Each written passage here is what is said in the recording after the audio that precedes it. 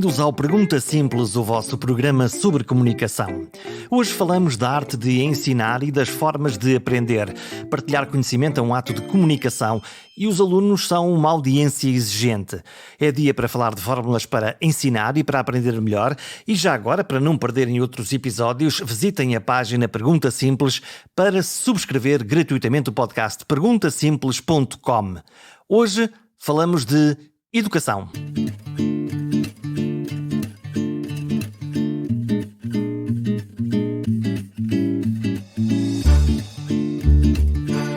A escola aborrecia muito, tenho de confessá-lo, em particular a escola secundária. As matérias eram, na sua grande maioria, aborrecidas e o estímulo à curiosidade era normalmente baixo. E cá fora, no mundo, havia tanta coisa interessante, tantos porquês, tantos temas fascinantes, tantos livros para ler.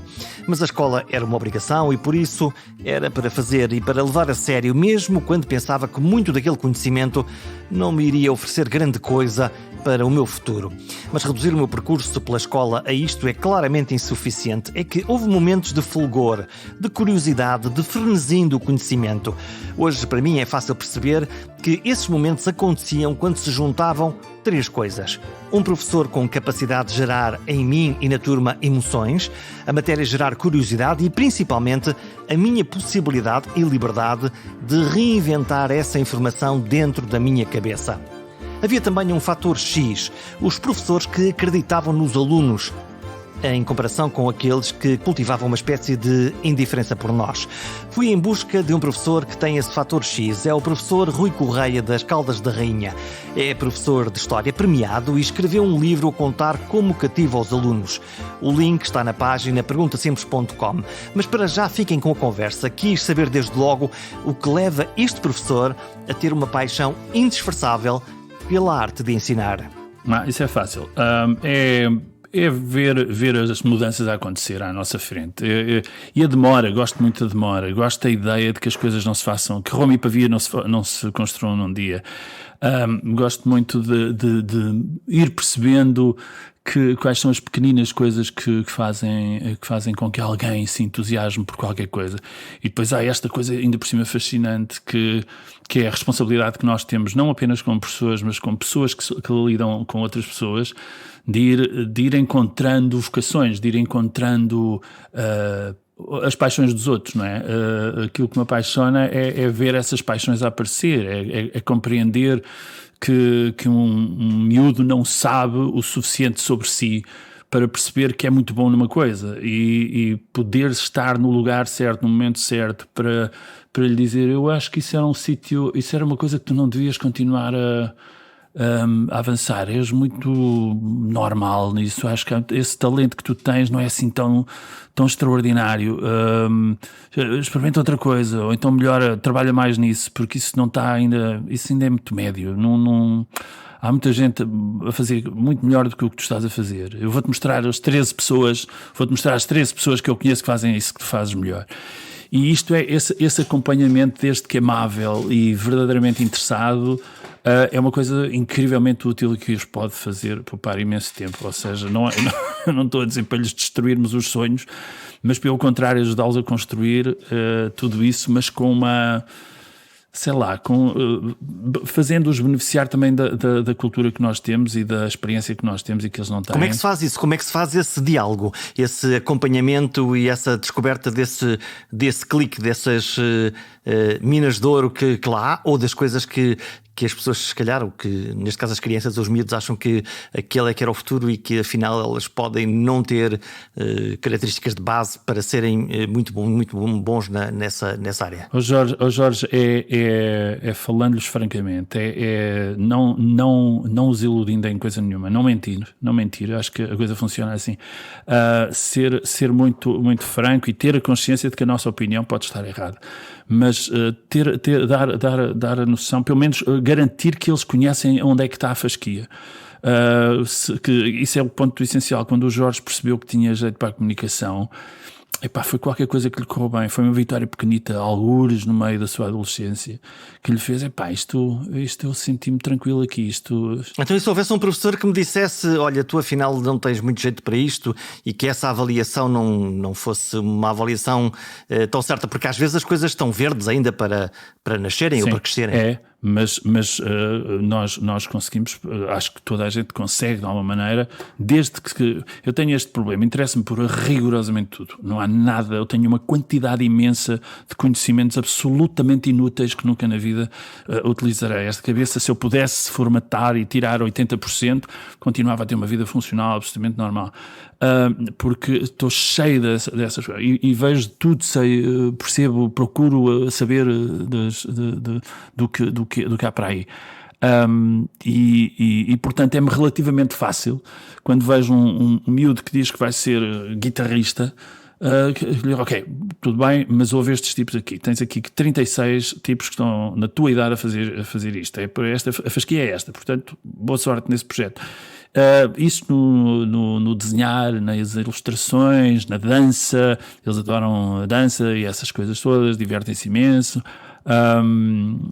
Eu sei lá, eu tenho um campeão do mundo de tiro, tive um campeão do mundo, Santiago, campeão do mundo de tiro, portanto não estamos a brincar em serviço. Nós temos miúdos com capacidades absolutamente extraordinárias e quando nós começamos a ver, uau, ok, este tipo está noutro patamar, isso é bom termos as escalas devidamente no lugar, obriga-nos a sair à rua, e o que eu faço é isso, é ir vê-los nos seus jogos de voleibol, ir vê-los nos seus jogos de tiro ao alvo.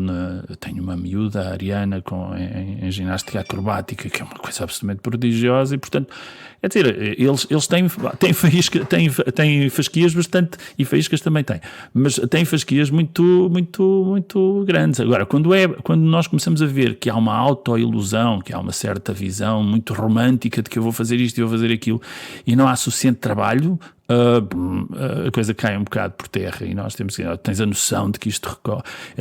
Alunos, por exemplo, tive alunos que faziam 3 vezes natação por dia. Acordavam tipo 6 da manhã, acordavam mais cedo para terem treinos às 6 da manhã, depois a meio da tarde e lá para o fim da tarde. Quer dizer, é uma coisa completamente... nós estamos a ver que violino, por exemplo, tive uma maravilhosa violinista a fazer essas coisas todas. Então, e quando alguém é... Quando alguém é extraordinário no tiro, extraordinário na dança, extraordinário em qualquer atividade, eu imagino que olhe para a escola como nós a temos agora, mais clássica e formatada, como algo eventualmente profundamente desinteressante em relação às suas habilidades, capacidades, talentos, possibilidades para além daquilo que é o consumo regular daquilo que nos dão na escola, normal. Não, isso é errado. Porque a escola não é... As pessoas têm sempre a ideia de que os alunos são pessoas que vão lá e recebem uma escola que está devidamente... Pronto, é aquilo, a escola não é nada disso. Isso nunca foi assim consigo, nunca foi assim com ninguém. Mas nós estamos todos com vontade de aceitar que a escola é assim, uma parede de conhecimento, de som que chega às pessoas de forma... Isso não é nada assim, não é nada. Cada um interpreta o seu contexto de aprendizagem da sua maneira. E, portanto, aquilo que nós temos é que o que me impressiona, Jorge, nessa visão um bocadinho estereotipada da escola, é que nós aceitamos tudo. Por exemplo, se nós formos ver um filme, sabemos todos de antemão que a pessoa que estava sentada ao nosso lado vai interpretá-lo de determinada forma e que nós interpretamos, reparaste naquilo, até, eu não sei o que é que acontece consigo, mas quando eu vou ver um filme ao cinema com a minha mulher, eu estou ansioso para que acabe o filme, para que a minha mulher me explique o que é que foi o filme, porque ela consegue sempre encontrar ângulos que eu não vi nada e dizer, pois é isso, estou giro, repara, nem tinha pensado. E todos nós estamos completamente tranquilos, isto aconteceu a toda a gente, não é? Nós adoramos conversar com outras pessoas que passaram exatamente pela mesma experiência que nós e têm outra visão completamente diferente da nossa. Isso para nós é tranquilo, sereno, nem há dúvida, nem sequer é polémico, nem controverso.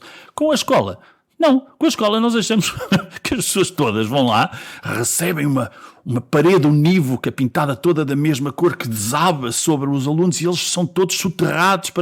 Isto é um insulto aos nossos miúdos. E é um insulto a nós, porque também fomos alunos e, portanto, isso não é assim. Cada um interpreta. Porque é que há alunos que adoram a escola e são tantos como aqueles que não acham tanta graça a isso? E, no entanto, estão a sofrer, gostei da palavra, mas estão a passar exatamente pela mesma realidade, quer dizer, tem maus professores, tem péssimos professores, tem ótimos professores, tem excelentes professores. Alguns dos professores que mais me ensinaram na vida eu lembro perfeitamente, o pior professor que tive na vida. E esse professor esclareceu-me imenso sobre um monte de coisas que eu não quero ser. Ora, isso tem uma utilidade muito, muito óbvia. E os miúdos fazem exatamente a mesma leitura. Podemos fazer aqui uma bitola entre o que é um bom professor ou um mau professor, ou melhor, como é que nós, como alunos, ou as crianças como alunos, percepcionam alguém como um bom professor, entenda-se que gostam e que os fascina, e um mau professor que, se eles pudessem, mudavam de turma ou mudavam de dono daquela disciplina? Ok. Isso é outra resposta simples. Na maior parte dos casos, pelo que eu tenho percebido, o melhor professor é aquele que está mais tempo calado numa sala de aula. É habitualmente isso. Quanto mais calado ele estiver, na maior parte dos casos, a não ser que seja completamente negligente e mais tarde ou mais cedo há de ser tão infeliz que há de ir para o outro lado, mas... É aquele que escuta? É o que escuta. É o que escuta, em grande medida é isso. Então, mas o professor não está lá para falar? Não, ele não está lá para ensinar nada. O professor não é pago para isso. Um professor é pago para fazer aprender, que é outra coisa inteiramente diferente. Eu embirro um bocadinho com a palavra ensinar, porque, como sabe, ninguém gosta de ser ensinado, mas não há quem goste. Não há quem não goste de aprender. Isso é impossível, isso não existe. Essa coisa, tem um aluno que não aprende e tal. A única coisa que aconteceu é que nós não encontramos o ângulo certo para o trazer para dentro. E às vezes não é possível. Quer dizer, e falha-se, e erra-se, não há dúvidas sobre isso. Agora, aquilo que eu noto é que quanto mais nós tivermos esta noção de que uma sala de aula não é o lugar onde nasce o conhecimento, a melhor. Quanto mais nós tivermos a noção de que a sala de aula é o lugar onde chega o conhecimento dos outros, dos miúdos, e que nós possamos, digamos, recenseá-lo, orientá-lo, estimulá-lo no sentido de dizer isso é giro, mas não é tudo o que há sobre o assunto, ok? Tens isto e isto, não sei se conheces isso. E, portanto, começar aquilo, eu defendo muito a crescente invisibilização do professor. E a crescente invisibilização não significa que ele não esteja lá. Tem a mesma presença de que o Homem Invisível. Lembra-se dos filmes e das séries? Portanto, o Homem Invisível era o mais presente de todos os protagonistas do filme. E, no entanto, não estava lá. E, portanto, eu acredito muito nisto. Acredito muito em afastar-me, deixar os miúdos trabalhar e vê-los ali. E quando alguém está ali a derrapar alguma coisa, eu ir lá dar-lhes apenas um toquezinho e dizer, ok, não vais por aí porque isso vai-te fazer perder mais tempo. E como tu és como eu, não gostas de perder tempo. É essencialmente então, isso. Como é que são as aulas do professor? O professor dá aulas de História. Como é que são as suas aulas? Muito rapidamente. Acho muito interessante que eu já tive várias estações de televisão que vão às minhas aulas e dizem, desculpa, nós só podemos estar aqui 15 minutos. E estão lá sempre as 2 horas de tempo. Passam o tempo todo lá. E é divertido isso. Até já se tornou um fetiche meu. Quando lá vão equipas de reportagem ou qualquer coisa assim, começa a contar, deixa-me cá ver quanto tempo é que eles ficam cá. As aulas são sem ser a distância, portanto, eu sou muito low-tech. Durante muitos anos dei formação da introdução dos meios informáticos na prática docente e fui chegando à conclusão que estava a ajudar os professores a ensinar bem. E reconheço hoje que talvez a minha energia tivesse sido melhor orientada se eu tivesse procurado ajudar os meus colegas a fazer aprender melhor do que propriamente a ensinar bem. E, portanto, fui percebendo que muitas vezes a utilização da tecnologia, que eu adoro, tira demasiadas vezes o tapete para baixo dos pés, ou seja, é falível. E eu não suporto coisas falíveis porque não aguento a ideia de fazer perder tempo aos meus alunos e sobretudo meu, porque eu não sei se o Jorge está informado, nós vamos todos morrer. E portanto, como a vida é curtíssima, perder tempo é algo que eu acho intolerável. E por isso comecei à procura de ferramentas muito low-tech, que não carecessem de energia elétrica, nem de redes, nem de coisas nenhumas, e que fossem suficientemente funcionais. Então, normalmente, uma aula minha funciona assim. Eu tenho, vamos imaginar, um tema qualquer, quero falar sobre feudalismo, pronto, uma coisa que eles acham, eu estou-lhe a escolher um tema dos mais maçadores possível. A coisa que primeiro me faz eu vou estar 20 minutos a falar sobre o feudalismo, ok? E estou-lhe a falar de uma aula expositiva normal. Para mim, uma aula expositiva funciona assim. Eu estou 15, 20 minutos a falar sobre um tema, um bloco relativamente curto de conteúdos, e depois terminamos ali assim. Os miúdos, ao longo do tempo em que eu fui falando, têm 3 copos. Um copo vermelho, um copo amarelo e um copo verde.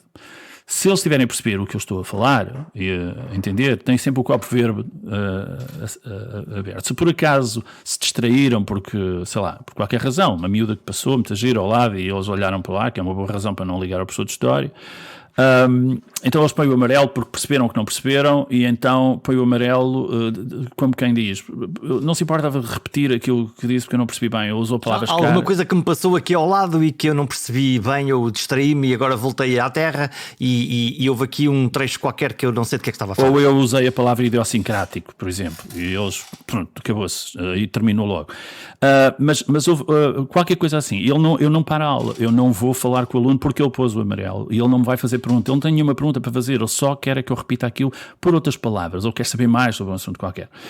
E quando eu percebo aquilo, e tenho a visão da sala toda, e portanto vejo um amarelo aparecer ali, outro amarelo aparecer ali, então não avanço a matéria. Paro ali assim e continuo a dizer a mesma coisa, mas por outras palavras, eventualmente mais simples, mais esclarecedoras. E eles, o meu ponto de glória é quando eles pegam no verde e voltam a pôr o amarelo, como quem diz, professor, siga, já percebi essa parte.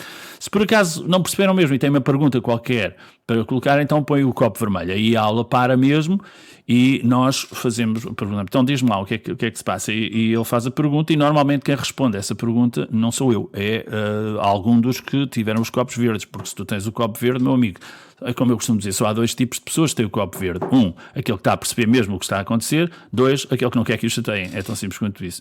E, portanto, é uma responsabilidade ter o copo verde, ok? Porque tarde ou cedo vai-lhe calhar a ele. E depois há uma outra coisa que nós fazemos, é que no fim desses 20 minutos, todos eles vão escrever um resumo daquilo que acabámos de dizer. Um resumo de 5 minutos. Tem 5 minutos, 5, 6 minutos para fazer aquilo. Não mais disso. Ponho uma pequena ampulheta de 5 minutos que tem lá. Eles ficam a ver as areias cair e quando o último grão cai, então é a altura de começar a ler tudo o que todos escreveram. E são distribuídos uns números de madeira que eu comprei numa loja de chinês. Portanto, se o Jorge for a uma loja de chinês e me encontrar lá a olhar para eu adoro lojas chinesas, adoro porque aquilo tem lá sempre coisas que são... se me encontrar parado a olhar para uma estante sem comprar nada e olhar para... é porque estou ali a pensar no que raio eu poderia fazer com este robe de flanela. Quer dizer, seja lá o que for, eu interesso-me por essas coisas. E então tenho 4, 5 conjuntos de números de 1 até 5 que distribuo por 5 alunos ao acaso, e tenho enfim, não sou eu que os escolho, é até uma forma completamente aleatória, que pode ser com um dado que eu tenho de 30 faces, ou algo assim do género, ou outras soluções que eu também tenho. E esses 5 mamíferos vão ser aqueles que vão dar notas aos depoimentos de cada um, não é? Portanto, cada um tem que fazer um resumo, logo tem um estímulo para pensar sobre a coisa e para, em vez de fazer um imenso lençol, tem que ser muito rápidos e concisos e ir direto ao assunto, e depois são avaliados entre os seus pares. Sim. No bullshit, portanto, eles têm que ir à Rui. E depois acontece uma coisa maravilhosa, Jorge, que é aquilo que interessou ao Jorge não interessou ao Rui, está a ver? E, portanto, vai-se fazendo ali um patchwork de tudo aquilo que foi dito, mas faz-se uma coisa que é aquilo que para mim mais importa, que é pensar no que estivemos a estudar. Ou seja, se alguém corre o risco de dizer qualquer coisa que não estava certo, os colegas aparecem a dizer não é nada disso, era outra coisa completamente diferente, é por aí fora. E o que é que isto permite? Permite criar um ambiente de imensa segurança em matéria de erro, que é uma opção para mim. A sala de aula tem de ser um lugar onde o erro é acolhido com a naturalidade que o erro tem. Ou seja, a ideia é ir para ali errar. Aquelas salas foram construídas todas para que as pessoas vão para lá errar, não é acertar. E, portanto, a segurança de eu poder errar sem que nada me aconteça de mal é fundamental. Isto treina-se com o tempo. Isto não é logo à primeira. Os miúdos primeiro querem brilhar e querem que tudo corra bem e tal. E vão percebendo que não vai correr bem, que vai haver erros. E depois vão descobrindo essa coisa que eu acho extraordinária, de perceber que não, eu errei e isso não me trouxe nada de nocivo. E há um modelo cooperativo de ensino. É uma das coisas que me levanta sempre dúvidas, isto, por exemplo, olhando para os últimos anos do ensino secundário, 10º a 12º ano, em que os miúdos estão todos a competir por notas e que parece que estamos a ensinar as nossas crianças a competir para um mundo que nos está a dizer que cada vez mais quer um mundo colaborativo e ao mesmo tempo estamos a dizer arrisca para errar porque se errares evoluís mais e por outro lado só há lugar para os excelentes. Como é que nós lidamos com estas contradições todas? Da mesma maneira como lidamos com todas as contradições que o mundo tem, porque isto não é um planeta onde tudo funciona de uma forma congruente ou coerente. É claro que não. Mas já agora está a introduzir um tema que nos vai demorar pelo menos 15 minutos a aflorar de uma forma superficial. E eu estou a ver aqui que já vamos com 23 minutos de conversa. Portanto, não sei se quer mesmo entrar por aí, porque isto vai demorar imenso. E tenho muita coisa escrita e pensada sobre esse assunto. Portanto, aquilo que lhe quero dizer já é o seguinte. Os exames são, na maior parte dos casos, uma espécie de grande Normandia com cadáveres amontoados na praia. É tão simples quanto isto. E, portanto, nós temos ali, se quiser saber sonhos destruídos, é ir à procura de todos estes miúdos que ficaram ali na praia. Se deve haver competição, o mais possível. Sou todo a favor da atenção, sou todo a favor dos exames, uns exames no sentido de garantir que os miúdos se colocam em situação de tensão e que têm de resolver essa situação de tensão. Eu sou todo favorável à ideia de criar esses momentos de tensão. Por exemplo, deadlines, a ideia de haver milestones, a possibilidade de nós sabermos o que é que tu devias ter feito agora, onde é que estava. O trabalho de pares, por exemplo, uma das coisas que eu faço muitas vezes, aquilo que eu lhe falei é apenas uma solução habitual, mas aquilo que nós fazemos muitas vezes, por exemplo, é utilizar os whiteboards. Os whiteboards em vez de ser um aluno a escrever o resumo dos tais 15, 20 minutos que eu estive a falar, são 2, 3, 4 miúdos que se sentam em redor de um whiteboard e que escrevem fazem o resumo em conjunto. Eles os 3, os 4 fazem os resumos em conjunto e depois têm que o ler em frente da turma e, portanto, não há ninguém parado. Nas minhas turmas nas minhas aulas não há nenhuma possibilidade de alguém se encostar ou o que quer que seja, porque tarde ou cedo acaba por se perceber que ele não está ali a fazer nada e isso para eles também é uma coisa que normalmente não gostam nada. E por isso a ideia, no fundo, é estar constantemente a dar-lhes tempo de respirar e que não estejam a ouvir sempre um Palermo a falar, como eu, e que eu tenha também a possibilidade de recolher-me um bocadinho e esperar que os miúdos vão produzindo conhecimento, porque só assim é que se aprende, é produzir conhecimento. Nós estamos a utilizar uma plataforma de gravação de áudio depois do Jorge ter experimentado 724, quer dizer, é tão simples quanto isso, e só chegou a este nível de síntese, que não é esta que eu vou querer, para usar a linguagem hegeliana, é um bocado, quer dizer, é isto, quer dizer, interessa-me, eu sei isto porque eu cheguei a essa conclusão. E, portanto, é tentar proporcionar aos alunos um contexto de aprendizagem em que eles percebam que eles são os produtores do seu próprio conhecimento. Se o fizermos assim, para nós é incrivelmente gratificante como professores. Corremos mesmo o risco de não nos tornarmos chatos, que é uma coisa que sempre existe, e é tudo muito amável, Eu dou aulas há 30 anos, E nunca na vida tive um aluno que, sei lá, que tivesse que pôr na rua ou algo assim. É muito vulgar irmos todos para a rua, isso é, levá-los todos, vai tudo para a rua, muitas vezes. Agora, sempre está assim um tempo que não é muito sol, nem muito, eu estou sempre muito atento a isso, porque a possibilidade de irmos para a rua é sempre uma grande responsabilidade pedagógica, ou seja, quando nós levamos os miúdos para a rua, vamos ter que perceber que vai haver uma enorme quantidade de estímulos que fazem com que eles não estejam concentrados naquilo que é suposto estar. E, portanto, o lugar onde eles têm que estar é também ele muito escolhido, obriga-me a muitos passeios naquela escola para saber o que é que está a acontecer atrás de mim quando eu tenho de estar numa situação em que só eu é que falo, quer dizer, portanto, tudo isto envolve sempre um grau de entendimento entre alunos e professores que é crucial. Como é que esse entendimento se garante? Fazendo mais coisas do que é habitual, julgo eu. Acho que eu vou aos sítios onde os meus alunos estão, não é? Eu não estou, os alunos não existem pessoas e essas pessoas têm outros interesses para além da escola. A escola é uma pequena fração daquilo que é que são os interesses da sua vida. O que é que vai à procura nesta demanda? Vou aos recitais deles, vou às competições deles, aos aniversários deles, e quando convido, evidentemente, eu sou padrinho de casamento de 2 deles, e portanto há aqui uma série de coisas que acontecem para além. Eu não consigo ter a visão isso pode parecer-lhe muito, muito lírico e fofinho, mas a questão é essa, eu não consigo olhar para um aluno e perceber que ele é meu aluno, quer dizer, isso não me diz rigorosamente nada, não me serve para nada. A relação hierárquica que existe entre mim e os meus alunos tem que ser determinada pelo meu saber. Se eu souber mais do que eles, essa relação é justa. Se por acaso eles sabem mais do que eu em relação a determinado assunto, nasce uma outra relação hierárquica entre eles onde eu estou abaixo. E portanto, eu não tenho nada a noção de que ponham-me a disparar num campo de tiro com o Santiago e vão ver quem é que ali, qual é a hierarquia que se estabelece ali. Ou a ginástica acrobática com a Ariana. Portanto, é tão simples quanto isto. E, portanto... Então, e como é que é a questão das notas? É o cabo dos trabalhos ou é muito fácil avaliá-los? Muito participado, sempre participado. É a ideia de que eles têm... É um ato comunitário? É um ato participado. Eu não chego lá e termino. Eu nunca me lembro, em 30 anos de carreira, de ter levado as notas no final de um período, debatê-las com os alunos e não as modificar. Isso nunca me aconteceu na vida.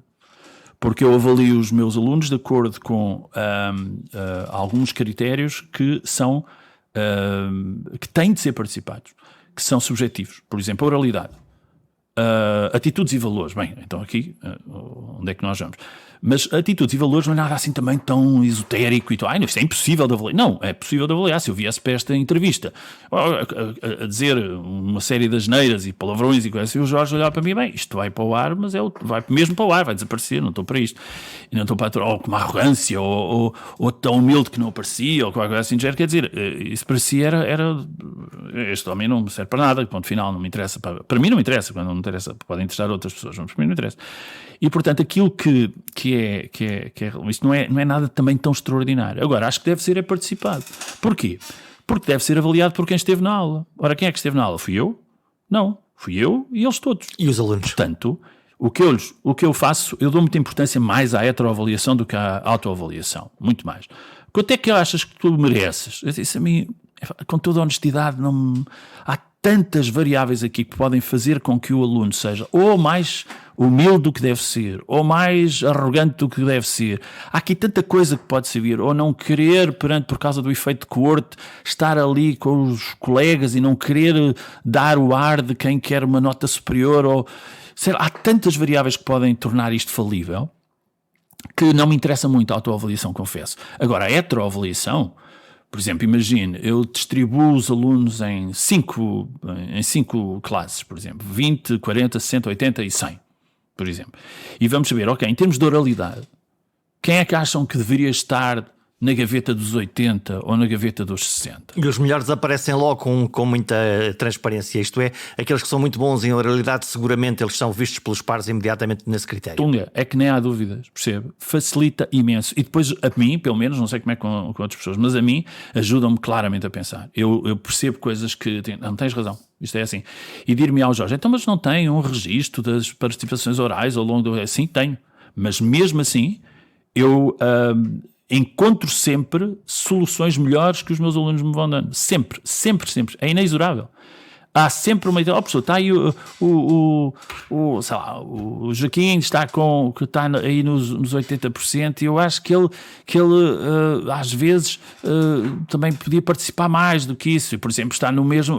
A Ariana participa muito melhor, muito mais do que o Joaquim, e está na mesma gaveta e tal. E eu aí tenho que ir... E isso cria um estímulo de parte a parte entre pares para eles próprios também melhorarem nesses pequenos pedaços de avaliação. Ajuda tudo, melhorem tudo. É que não é apenas eles perceberem que o que é suposto que façam nesse domínio da avaliação, mas é mais do que isso. Desenvolve o seu sentimento de solidariedade, de responsabilidade e até de cidadania. Que é esta coisa de ser responsável, sabe? Esta coisa de ser responsável nos dois sentidos. Eu devo-me responsabilizar pelos meus atos, mas mais do que isso, eu devo responsabilizar os outros pelos atos que têm. E, portanto, eu vejo nisto inúmeras vantagens, inúmeros benefícios, não apenas nesta questão, sei lá, dos valores éticos que tudo isto encerra, mas também na precisão das notas, na precisão da classificação. A classificação fica mais precisa com a colaboração deles. É claro que há sempre depoimentos que são extravagantes, excêntricos, mas todo o resto da turma se reage imediatamente quando alguma destas excentricidades surge no meio desta conversa. Quando alguém tem a idade de profissão que o professor tem, sobram-lhe na mente casos onde essa afinação desse processo redundou em notas injustas para quem ensinou e na sua decisão final, apesar desse processo muito afinado e comunitário de ver como é que está o padrão de cada aluno e que classificação mais justa é que deve ter? Não. Só tenho para lhe dizer não, porque é mesmo assim. Injusta era a classificação que eu levava inicialmente para estas aulas, está a ver? E essa é que a vantagem é esta. A vantagem, para mim, são coisas muito intransmissíveis, reconheço. Agora, o que eu vejo é que eu melhoro a precisão da minha avaliação e corrijo a possibilidade da ocorrência desses erros com estas conversas e com esta discussão. É porque mesmo aquela pessoa que seja muito tímida e que não quer e tal, está ali a ser de alguma maneira exposta e estão a debater a nota dessa pessoa ali em público. E isto traz-me, evidentemente, também um sentido de responsabilidade, porque as pessoas não se sintam demasiado expostas, mas obriga-me a perceber que claramente traz vantagens que não são despiciendas. E, portanto, dou muito valor a essas aulas, não as dispenso, porque até por interesse absolutamente funcional. Claramente olha para os seus alunos como uma audiência, medindo os seus níveis de interesse e procurando uma grande interação. Então, e as emoções? Como é que é esse jogo das emoções? Há o dia em que estamos tristes, o dia em que estamos mais fora da mãe, se calhar até portar-nos mal, mais com graça, mais tristes. As emoções jogam esse papel nessa comunidade, nessa escola, nessa sala de aulas? Tudo é o ponto essencial. A primeira coisa é: o Jorge nunca expõe as suas emoções num ambiente que não considere seguro e um ambiente que não considere respeitador. Isso não vai acontecer nunca. Portanto, se tiver um ambiente, uma atmosfera dentro de uma sala de aula onde percebe que as pessoas não são de confiança, as suas emoções vão ficar aí metidas dentro de si. E, portanto, aquilo que eu tenho sentido é que quando uma aluna se chega ao pé de mim e no início da aula me diz: professor, eu estou com o período menstrual e tenho não estou bem, isso para mim, eu estou-me rigorosamente nas tintas para o período menstrual da miúda, zero. Aquilo que eu interpreto é uma coisa muito, muito mais importante para mim, que é: esta pessoa confia em mim a este nível, a este ponto. Quando eu tenho, enfim, conversas com os encarregados de educação, agora com o Zoom é excelente porque podemos encontrar-nos quase, enfim, com uma regularidade muito maior do que fazíamos antigamente, não tem nada a ver, e com muito mais conforto para todas as pessoas. Enfim, eu não aceito e instruo os encarregados de educação da minha direção de turma, enfim, não aceito que qualquer acontecimento importante numa família me não seja comunicado. Isso não... Porque há um impacto direto no processo de aprendizagem e na vida comunitária na escola. Absolutamente. Tem de haver mas sobretudo na vida da família, não é? Como é que se portam as famílias, já agora? Eu não tenho especial razão de queixa. Preocupa muito os pais a menos. Isso é que me preocupa. Pais a mais não me preocupa. Nem carne nem peixe. Quem não vai, percebe. Quem não aparece. Isso é para mim, o maior problema de todos. Porque os pais têm mesmo muita importância. Por aquilo que lhe disse há bocadinho, que a escola faz parte de uma pequena fração do que é a vida destes miúdos. E, portanto, quando eles não aparecem, quando os pais não aparecem, é uma frustração muito grande e já me obrigou várias vezes a ir à casa das pessoas porque quero saber e tal. E isso é muito relevante e muitas vezes não tem a ver com... eles não se preocupam com os filhos, ou não tem a ver com... eles não dão importância à cultura, não dão importância à escola, nem tem tanto a ver com isso. Têm vidas difíceis. Tem vidas difíceis, está a perceber? Tem vidas difíceis. Tem vidas que não lhes permitem outra coisa. Têm comida para pôr na mesa, estão a brincar, ok? Há coisas que têm importância, outras que não têm. Quando eu tenho aulas por Zoom e vejo os meus alunos com bebês ao colo, aquilo tem que me fazer perceber que os pais estão a poupar algum dinheiro em creche e não sei o quê, e não têm apoio para isso, a perceber. E, portanto, nós temos aqui... a escola é a primeira montra de todas as crises. É aqui que tudo aparece mais rapidamente, diretamente. É as sapatilhas que não têm, é os livros que não têm dinheiro para comprar, é isto e aquilo. E, portanto, nós temos que ter aqui... Repare bem, para ter a noção de como isto é verdade... As escolas fornecem refeições, ok? Durante a crise, as escolas foram a entidade que continua a fornecer refeições. Não é para isso que serve uma escola. Já agora, qual foi o impacto da Covid com os alunos a ter que estar em casa, tendo aulas através de Zoom ou outra plataforma qualquer? Os que tiveram, os outros que se calhar até nem computador tinham para ter. Qual foi o impacto? Estou a pensar em particular nas crianças mais desfavorecidas. Foi o horror da rotina. Eles odeiam a rotina como você e eu. A ideia de podermos saber o que vai acontecer, ter a certeza de tudo o que vai acontecer, não haver nenhum elemento inesperado, não haver nada de entusiasmante numa aula, é insuportável, é intolerável. Aquilo que eu gosto de provocar nas minhas aulas é justamente isso, a ideia de que vai acontecer qualquer coisa que eles não sabem o que é. Por exemplo, quando eu levo uns whiteboards individuais. Os whiteboards individuais é uma coisa diferente, é quando eu quero fazer consolidação de conhecimentos. Por exemplo, dei uma matéria, uma parte qualquer, aqui há uns tempos, e agora quero saber se eles perceberam as coisas que eu estou a dizer. E que a história, se perceberam a história... Então faço-lhes perguntas assassinas. Eles têm que escrever num seu quadro, às escondidas do colega do lado, têm que escrever uma única palavra e depois levantam, quando eu digo 1, 2, 3, eles levantam aquilo e ficam a ver o que é que cada um escreveu e tal. E portanto estão sempre a acontecer coisas, está sempre a acontecer coisas. Não há...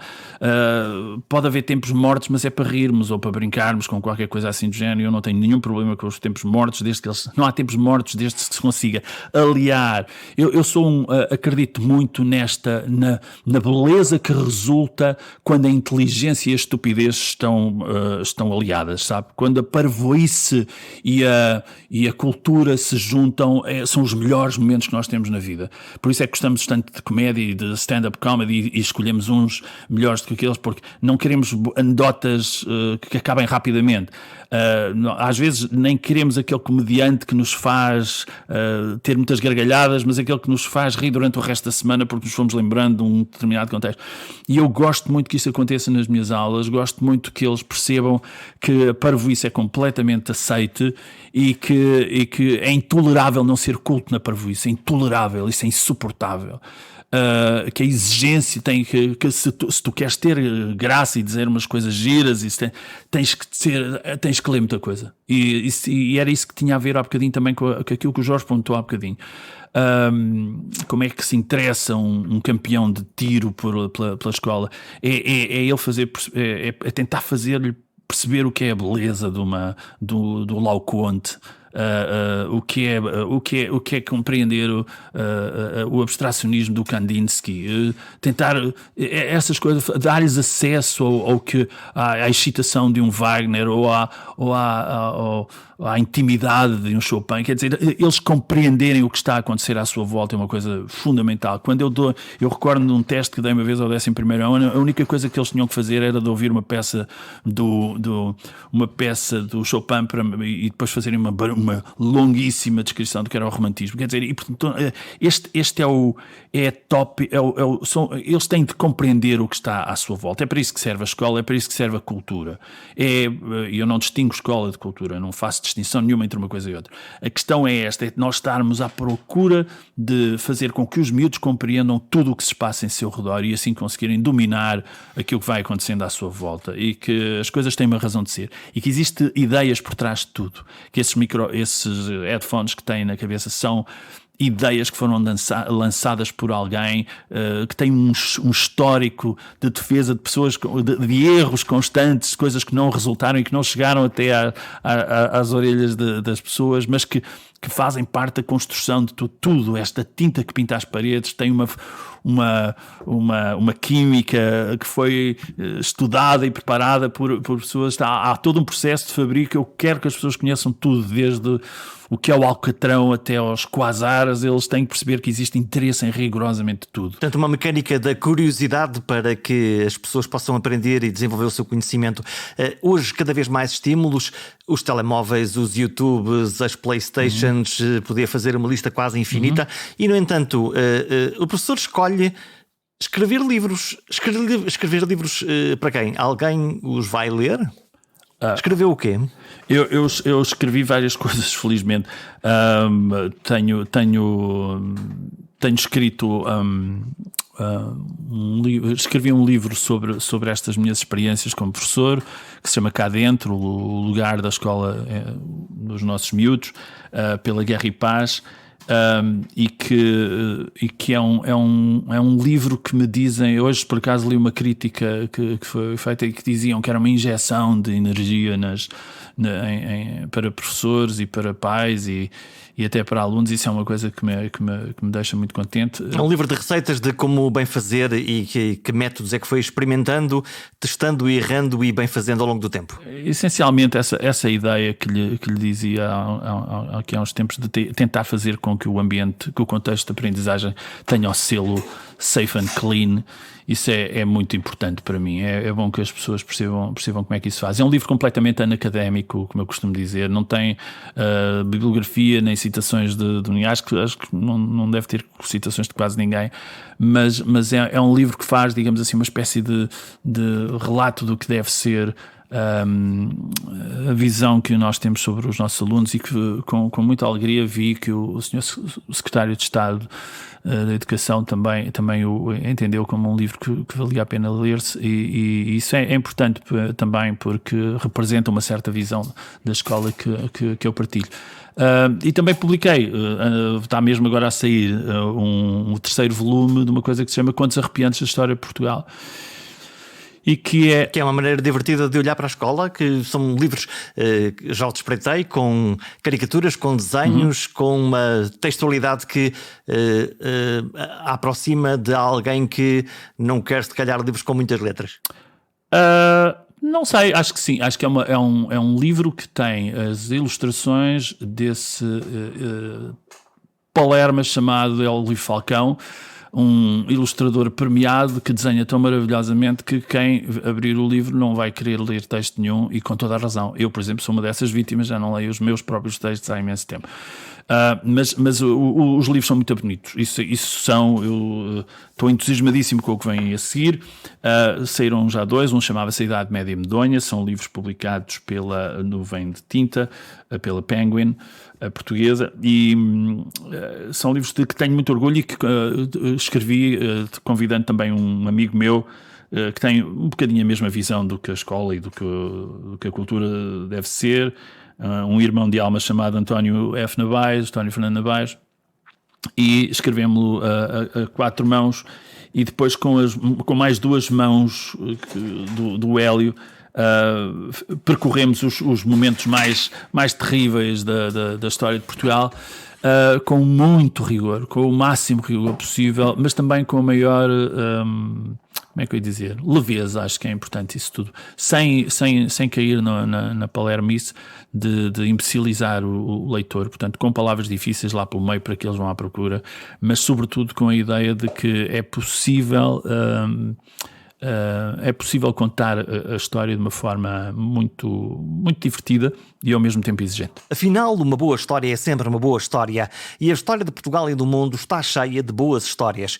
Mas não basta um saco cheio de personagens e factos, é preciso depois ajustar esses ingredientes para quem falamos. Sem audiência não há comunicação, e sem ninguém interessado não há nenhum herói que sobreviva.